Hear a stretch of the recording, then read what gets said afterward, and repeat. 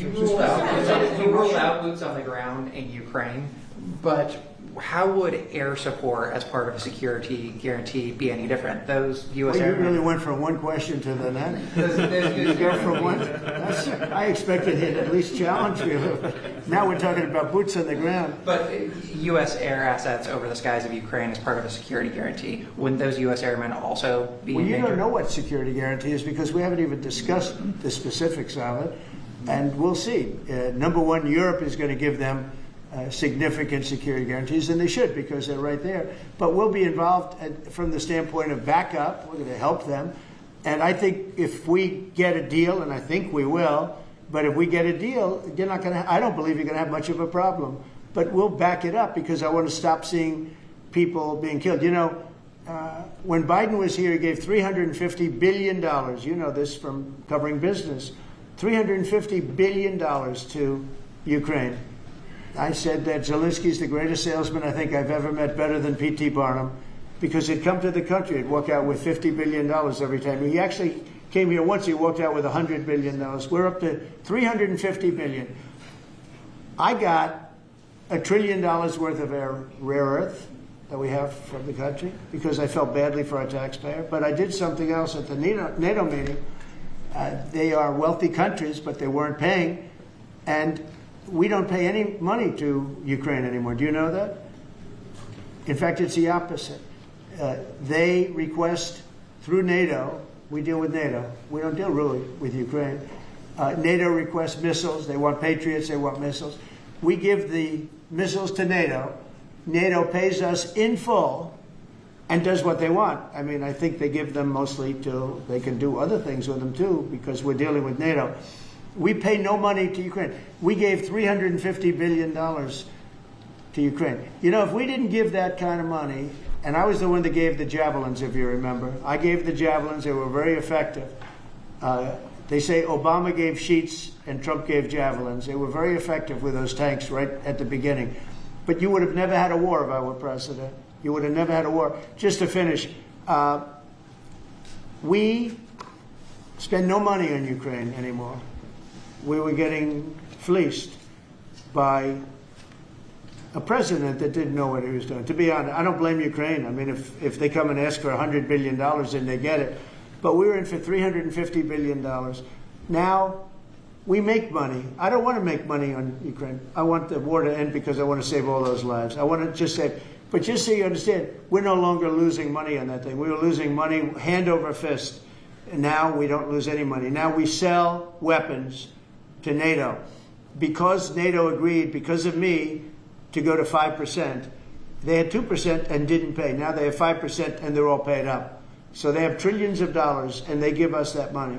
But I really want the war to end, and we're going to get it ended. Mr. President, this is a historic summit here with Ukrainian President Zelensky and European leaders all met here with you at the White House. You said you wanted to get this done bilateral as soon as possible. Have you spoken to Putin since last Monday? Yeah, I have.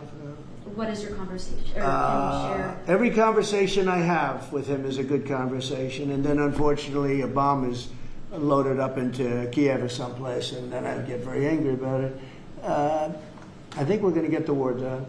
It's tough. I thought that would be, of the 7 that I settled, I thought that would be the easiest of the group. See, you never know what's going to happen. You know, war, strange things happen in war. The fact that he went to Alaska, our country, I think was a big statement that he wants to get it done. That was not easy for him to go to Alaska, you know, for him to come here.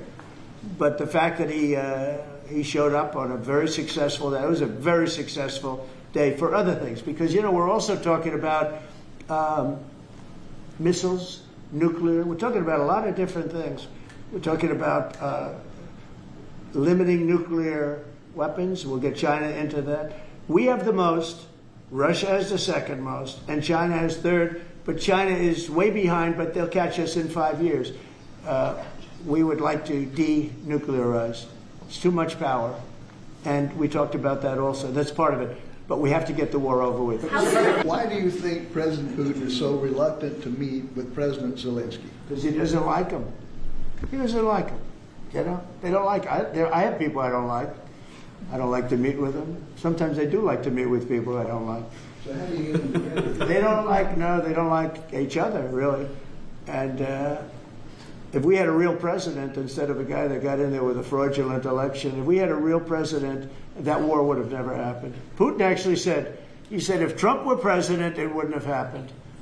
Happened for a lot of reasons. Happened because of Afghanistan. When he saw how incompetent Milley was and all these guys were, I think he said, wow, this might be, because it was the apple of his eye. It would have never happened if I were president. Mr. President, you have built relationship with Russian leaders and also North Korean leaders. As they are getting closer, how would that affect your diplomatic approach? Well, I have very good relationships with Kim Jong-un, North Korea. I mean, a lot of people would say, oh, that's terrible. No, it's good. In fact, someday I'll see him. I look forward to seeing him. He was very good with me. We had 2 meetings. We had 2 summits. We got along great. I know him better than you do. I know him better than anybody, almost, other than his sister. His sister knows him pretty well. No, I know him well, and I got along with him. You know, I'm not supposed to say I really like him a lot, because if I do that, I get killed in the fake news media. But I got along with him very well, and we had no problem. If at the time Hillary Clinton won the election, you would have had a nuclear war. You would have had a nuclear war. We're not going to have a nuclear war. Once that happens, it's over. We're not going to have a nuclear war. No, but Kim Jong-un will meet at some point. I look forward to it, actually.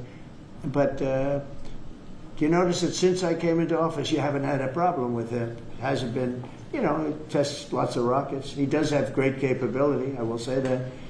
But I think a lot of good things are happening for our country, a lot of really good things. And the thing we're here today to talk about is crime, and specifically in D.C. I am so proud of what these people, every one of them, what they've done in D.C., because to literally stop crime on a button. I'd walk down that street right now. If I were, friends of mine are going out to dinner now. They haven't gone out to dinner in 4 years. They were petrified. Half the restaurants closed because nobody could go because they're afraid to go outside.